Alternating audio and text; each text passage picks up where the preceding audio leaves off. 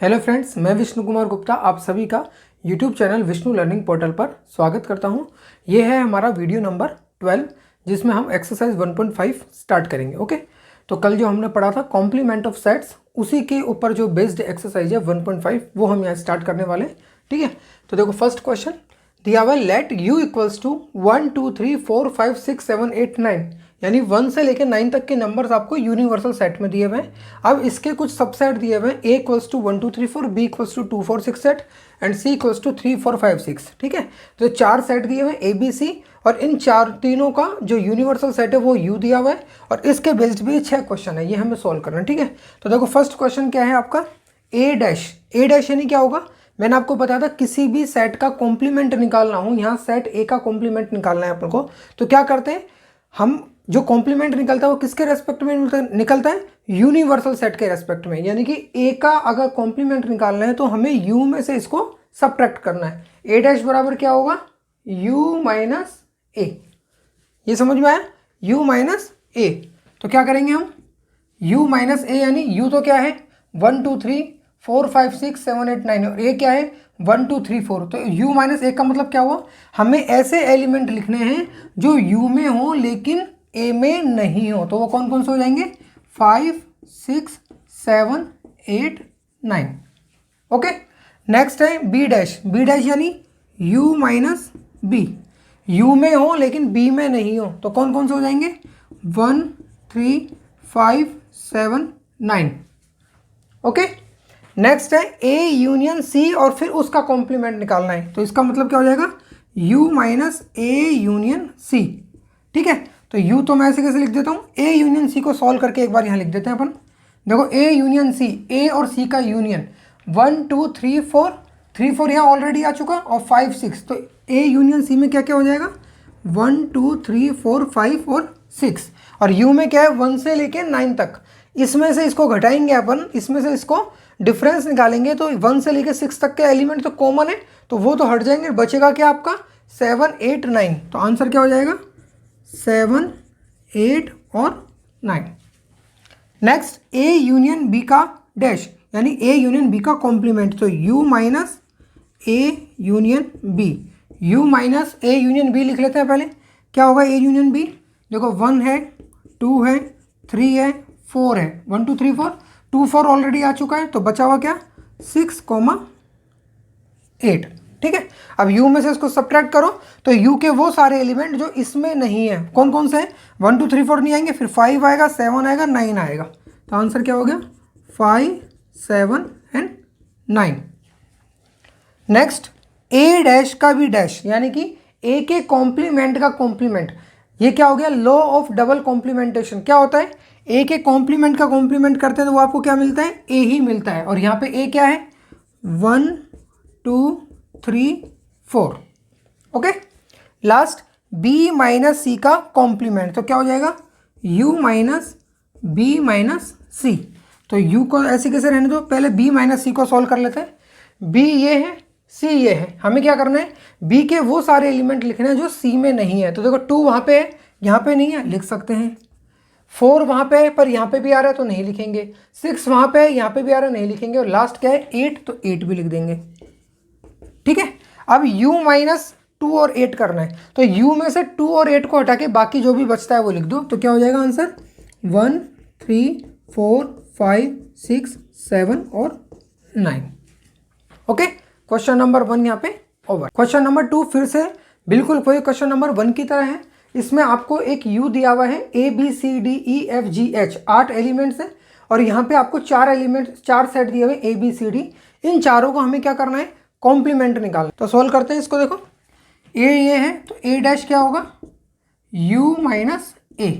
ठीक है, और u माइनस a करेंगे तो a b c को हटा के बाकी के सारे एलिमेंट लिख देंगे अपन, d e f g और h।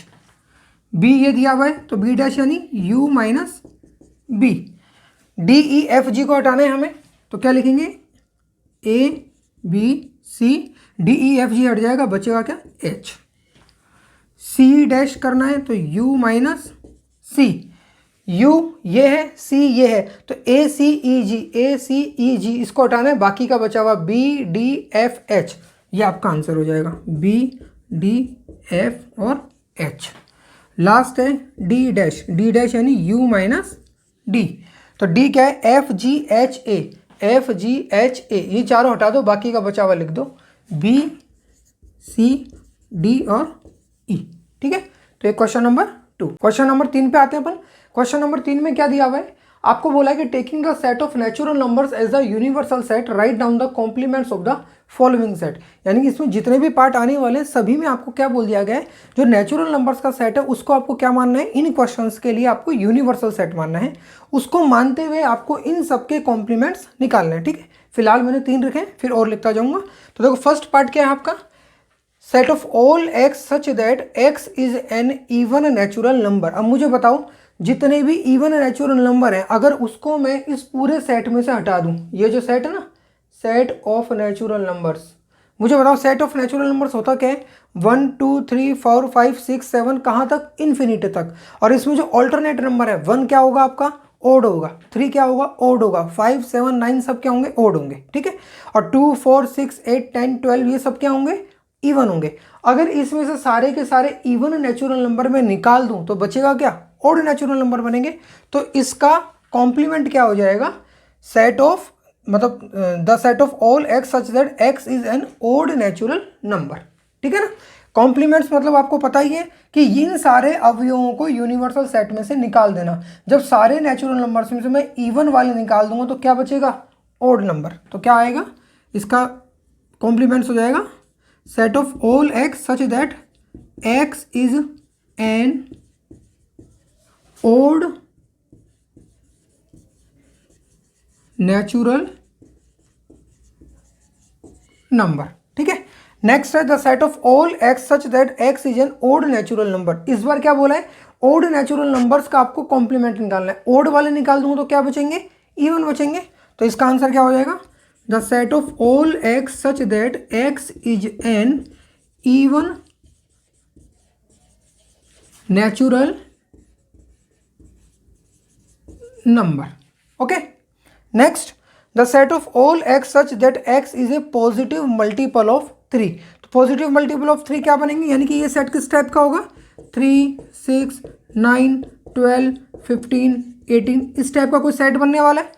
हमें इसका कॉम्प्लीमेंट निकालना है। कॉम्प्लीमेंट निकालना मतलब इन एलिमेंट्स को हमको नहीं लेना है। तो क्या करेंगे, इसका पूरक समुच्चय निकालने के लिए इन एलिमेंट्स को, इन अवयवों को नेचुरल नंबर्स के सेट में से अपन हटा देंगे। हटाएंगे तो क्या बचेगा, देखो 1 2 फिर 4 5 7 8 10 11 13 14। लेकिन इसको लिखेंगे किस तरीके से, लिखने का कोई तरीका नहीं है। तो क्या करेंगे हम इसी को यूज करते हुए क्या लिख देंगे, the set of all x such that x is not A positive multiple of 3। और एक्स क्या होना चाहिए, नेचुरल नंबर। ठीक है, तो इसको कैसे लिखेंगे, the set of all x such that, एक तो एक्स होना चाहिए नेचुरल नंबर, पहली बात। दूसरी बात, and x is not A multiple of, x is not A multiple of 3।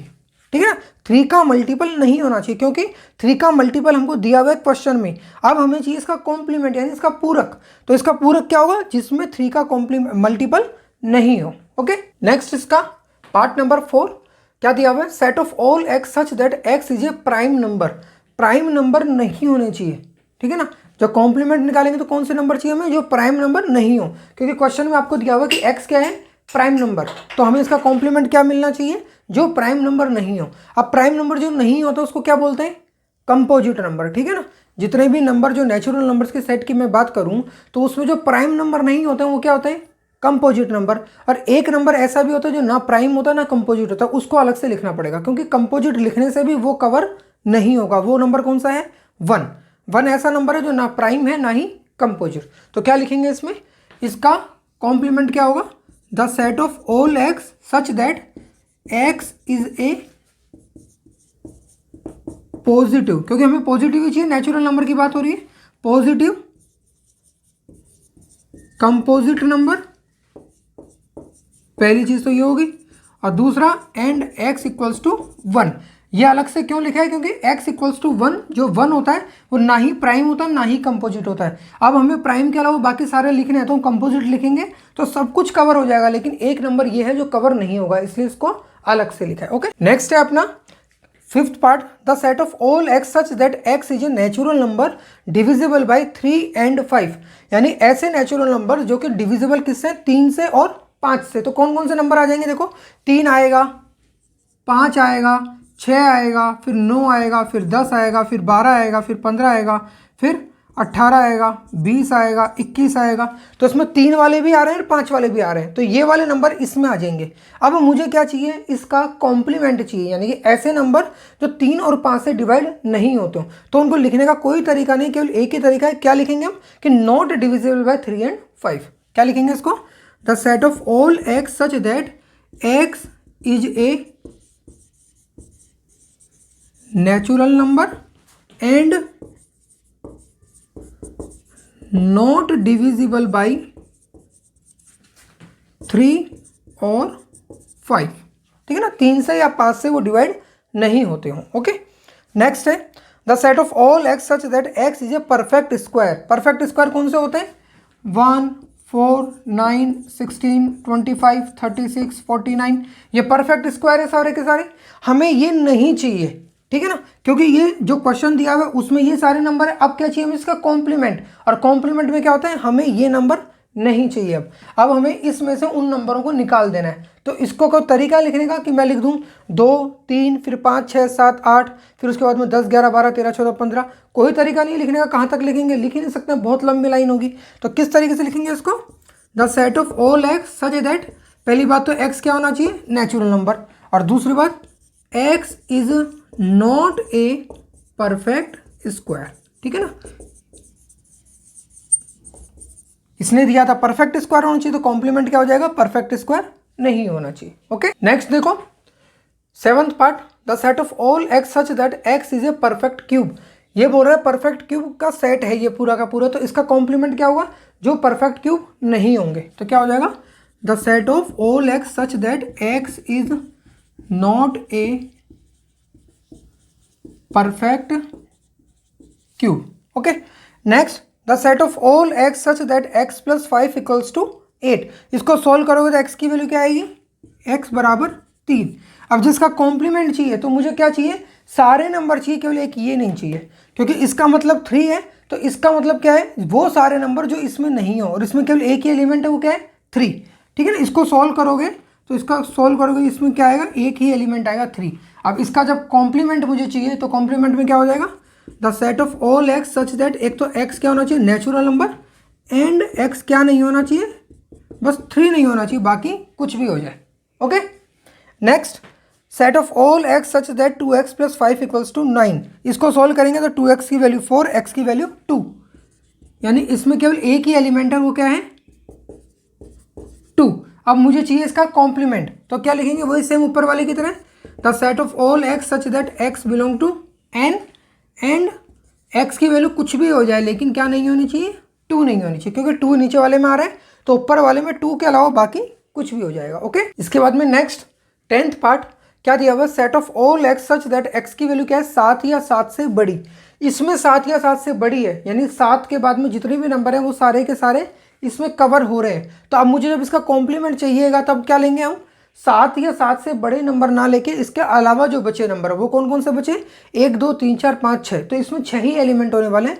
चाहो तो आप इसको केवल ऐसे भी लिख सकते हो, इसका कॉम्प्लीमेंट क्या हो जाएगा, चाहो तो ऐसे लिख सकते हो 1, 2, 3, 4, 5, 6। यहाँ पे भी आंसर खत्म हो सकता है, ठीक है, या फिर ऐसे लिख सकते हो, the set of all x such that x belongs to n and x की वैल्यू कहाँ से चाहिए हमें, 7 से छोटी। ठीक है, x should be less than 7। इसको देखो, set of all x such that x belongs to n and 2x plus 1 is greater than 10। अब मुझे बताओ 2x plus 1 is greater than 10, तो ये 1 उधर जाएगा, तो 2x इज ग्रेटर देन क्या हो जाएगा, 9। और इसको सोल्व करेंगे तो x इज ग्रेटर देन 9/2, यानी इसके हिसाब से x की वैल्यू 9/2 से बड़ी होनी चाहिए।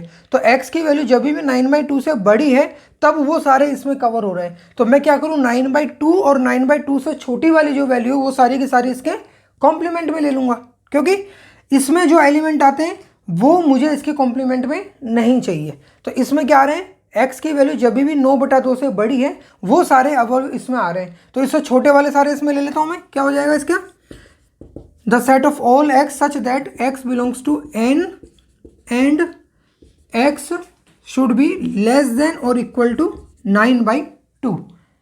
वैसे आप देखेंगे तो 9/2 का मतलब क्या होता है 4.5, उससे छोटा या बराबर, और साथ में क्या चाहिए नेचुरल नंबर, तो वो 4 ही होते हैं। कौन कौन से, 1 2 3 एंड 4। तो चाहो तो ये भी लिख सकते हो और चाहो तो इसका आंसर डायरेक्ट 1 2 3 4 ये भी लिख सकते हैं, ठीक है ना। ये भी इसी का आंसर है क्योंकि इसमें 4 ही एलिमेंट बनेंगे, 1 2 3 एंड 4। जैसे इसके अंदर केवल 6 एलिमेंट बन रहे थे वैसे इसके अंदर 4 एलिमेंट बनेंगे। ओके, नेक्स्ट है अपना क्वेश्चन नंबर 4। उसमें क्या दिया हुआ है, एक आपको यूनिवर्सल सेट दिया हुआ है 1 2 3 4 5 6 7 8 9। एक सेट दिया हुआ है a बराबर 2 4 6 8 और b बराबर 2 3 5 7। आपको यहाँ पे इसने 2 अलग अलग इक्वेशन दिए और बोला है इसको वेरीफाई करो ये सही है या गलत है। वैसे सही है क्योंकि इसने बोला है वेरीफाई दैट कि ये इक्वल है, इसको वेरीफाई करना है हमें। a यूनियन b का कॉम्प्लीमेंट बराबर दिया हुआ है a का कॉम्प्लीमेंट इंटरसेक्शन b का कॉम्प्लीमेंट। ओके, और नेक्स्ट है a इंटरसेक्शन b का कॉम्प्लीमेंट बराबर a का कॉम्प्लीमेंट यूनियन b का कॉम्प्लीमेंट। ये क्या है देखा जाए तो यह डी मॉर्गन्स लॉ, ठीक है ना। ये डी मॉर्गन्स लॉ जो हमने पढ़े थे वही है। इसको यहाँ पे हमें प्रूव करवा रहा है एक एग्जांपल देके कि आप प्रूव करो कि ये सही होता है, ठीक है। तो देखो हम स्टार्ट करते हैं। पहले हमने लिया इसका ये वाला सेट a यूनियन b का कॉम्प्लीमेंट। तो देखो a यूनियन b क्या होगा, a और b का यूनियन करते हैं, क्या क्या होगा बताओ, 2 3 4 5 6 7 और 8, ठीक है। 2 3 4 5 6 7 8, ठीक है। 2 3 4 5 6 7 8 लिख दिया अपन ने। इसका क्या करना है कॉम्प्लीमेंट। इसका कॉम्प्लीमेंट करोगे तो मुझे बताओ क्या आंसर मिलने वाला है। किसी भी सेट का कॉम्प्लीमेंट करते हैं तो क्या करते हैं, उसके यूनिवर्सल सेट में से उसको घटाते हैं अपन, उसमें से उसको सब्ट्रैक्ट करते हैं। तो इसमें से उसको सब्ट्रैक्ट करेंगे तो ये सारे एलिमेंट उसमें है ये हट जाएंगे, बचेगा क्या 1 और 9।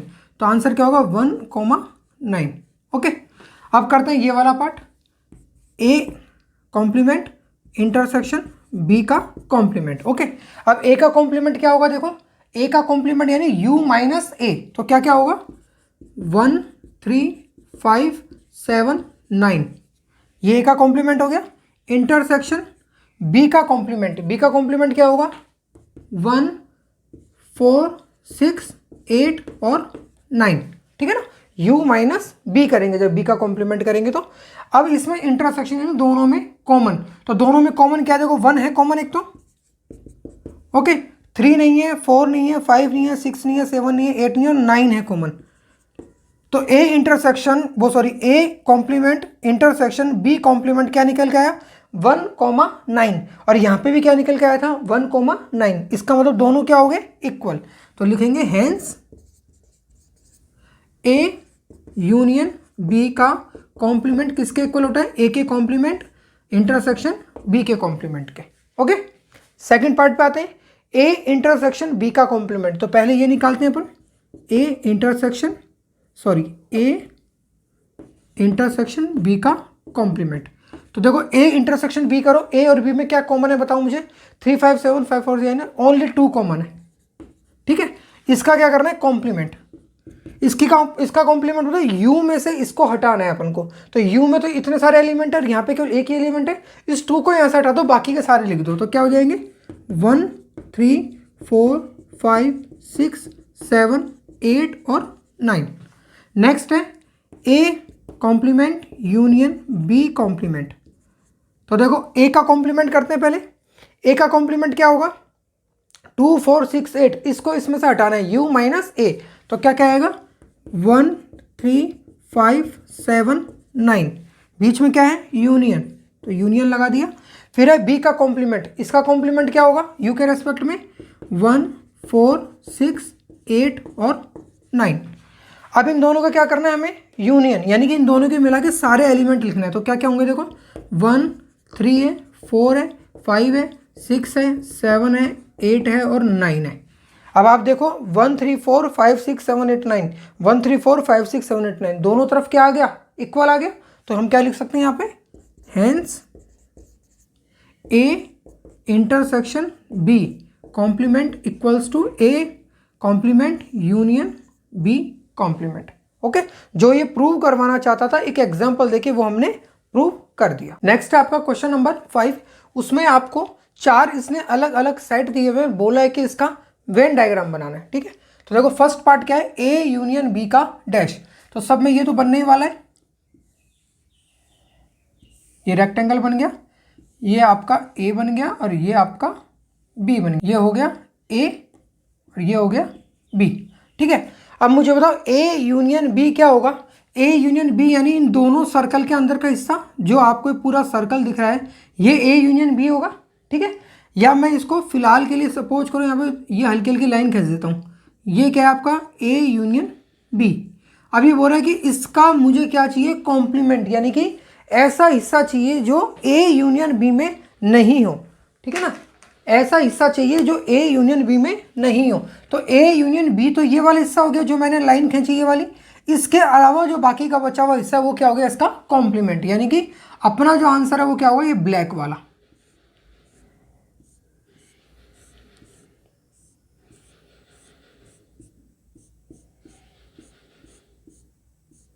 ये क्या होगा आपका ए यूनियन बी का कॉम्प्लीमेंट। समझ में आया, क्योंकि ए यूनियन बी क्या है, बीच वाला हिस्सा।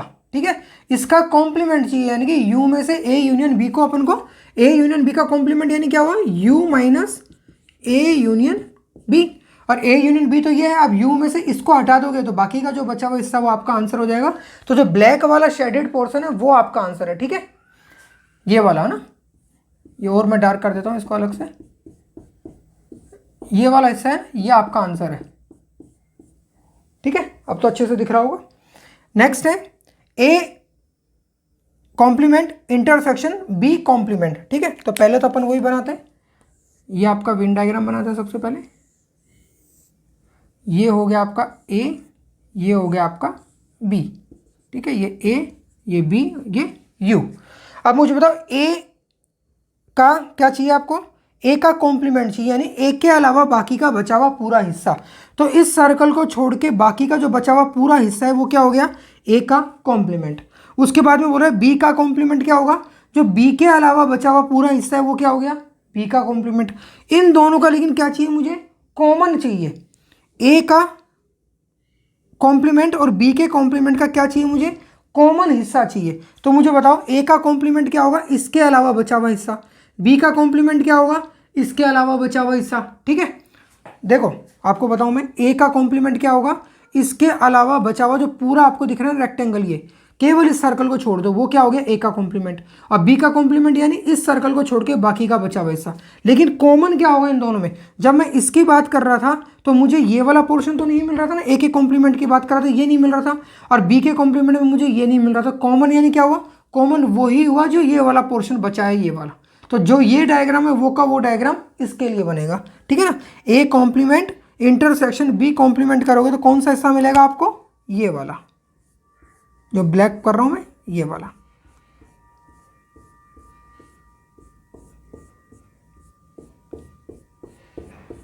यही वो हिस्सा है जो ए के कॉम्प्लीमेंट और बी के कॉम्प्लीमेंट में क्या है, कॉमन है। आपको कॉमन ही तो चाहिए, क्योंकि बीच में क्या लिखा हुआ है, इंटरसेक्शन।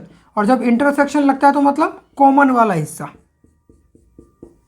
ठीक है, तो ये क्या हो गया, ए और बी के दोनों के जो कॉम्प्लीमेंट है उसका इंटरसेक्शन ये हो गया। ठीक है, अब आप देखेंगे तो जो डी मॉर्गन्स नियम आपने पढ़ा है उसमें होता क्या है, ए यूनियन बी का जो कॉम्प्लीमेंट होता है वो यही तो होता है। जब दोनों हैं ही इक्वल तो वेन डायग्राम भी दोनों का क्या बनेगा, सेम ही बनेगा, सिंपल सी बात है। नेक्स्ट देखो ए इंटरसेक्शन बी का कॉम्प्लीमेंट। अब मुझे बताओ, ये वेन डायग्राम बनाया अपन ने, ये ए हो गया, ये बी हो गया। ठीक है, ये ए, ये बी, ये यू। इसका क्या है, ये इंटरसेक्शन। इंटरसेक्शन यानी ये वाला हिस्सा, इसका कॉम्प्लीमेंट चाहिए। ए इंटरसेक्शन बी तो केवल ये वाला हिस्सा होगा। अब मुझे क्या चाहिए, इसका कॉम्प्लीमेंट, यानी कि यू में से इस हिस्से को छोड़ के बाकी का बचा हुआ पूरा हिस्सा। तो वो क्या हो जाएगा आपका, ये पूरा का पूरा। केवल ये छोटा सा हिस्सा जो हमने पहले बनाया ना वो नहीं होगा, बाकी का पूरा।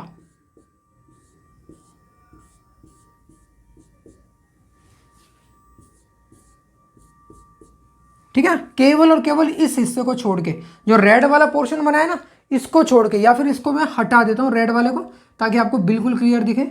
ये लो, अब देखो ये जो ब्लैक ब्लैक वाला हिस्सा बना है ये क्या होगा आपका ए इंटरसेक्शन बी, तो ये है, और इसका कॉम्प्लीमेंट यानी इसको छोड़ के बचा हुआ पूरा हिस्सा। अब आप देखेंगे तो डी मॉर्गन्स की तरह ही ए इंटरसेक्शन बी का कॉम्प्लीमेंट तो ये होता है, तो इसका मतलब सेम ग्राफिक इसके लिए बनेगा, इसके लिए बनेगा, ये का ये ग्राफ इसके लिए बनेगा। ओके, ए इंटरसेक्शन बी उसका कॉम्प्लीमेंट और A complement union B complement, ये दोनों क्या होते हैं, इक्वली होते हैं। ठीक है, अब आप देखो मैं आपको इस ग्राफ में बताना चाहूँ, ए का कॉम्प्लीमेंट क्या था, इस ए को छोड़ के बाकी का बचा हुआ पूरा हिस्सा, बी का कॉम्प्लीमेंट इस बी को छोड़ के बाकी का बचा हुआ पूरा हिस्सा। जब यूनियन करूंगा तो ये भी मिल जाएगा मुझे, क्योंकि यूनियन में जरूरी है ना कॉमन एलिमेंट ही लेते हैं, यहाँ तो क्या था कॉमन एलिमेंट था, इसलिए ये दोनों हट गए थे। इस बार मैं क्या करूँगा, यूनियन करूँगा, यूनियन करूँगा तो ये हिस्सा और ये हिस्सा भी आ जाएगा। ठीक है ना, देखो मैं एक बार बनाता हूँ। यूनियन वाले को तो आप लोग वैसे भी बना सकते हो डायरेक्ट, कोई दिक्कत नहीं, क्योंकि यूनियन है ना बीच में, तो आप बना देना डायरेक्ट ही ब्लैक कलर से, कोई दिक्कत नहीं। देखो ये ए है, ये बी है और ये यू है। देखो ए का कॉम्प्लीमेंट यानी ए को छोड़ के बचा हुआ पूरा हिस्सा, तो बना दूं मैं, इस ए को छोड़ देता हूँ केवल, बाकी पूरा, कोई दिक्कत नहीं, ये बना सकते हो, बस ए नहीं आना चाहिए। ओके, दूसरा क्या बोल रहे हैं, बी का कॉम्प्लीमेंट यानी बी को छोड़ के बचा हुआ पूरा हिस्सा, तो जो ये बच रहा था ना अब वो भी आ जाएगा इसके अंदर।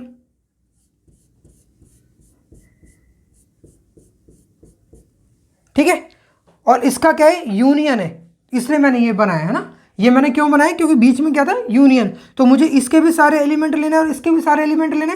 पहले मैंने ए का कॉम्प्लीमेंट बना दिया था, उसके बाद में बी के कॉम्प्लीमेंट को और इसमें ऐड कर दिया, तो वो का वही मिल गया, जो ऊपर था वही नीचे आंसर आ गया। ठीक है, आप लोगों के 5 क्वेश्चन हो गए हैं, 2 क्वेश्चन अभी बच गए जो नेक्स्ट वीडियो में स्टार्ट करूंगा। आप लोगों को वीडियो पसंद आ रहा हो, कंटेंट पसंद आ रहा हो, तो वीडियो को लाइक करें, चैनल को सब्सक्राइब करें और मैक्सिमम लोगों के बीच में इसको शेयर करें। Okay, bye, thank you.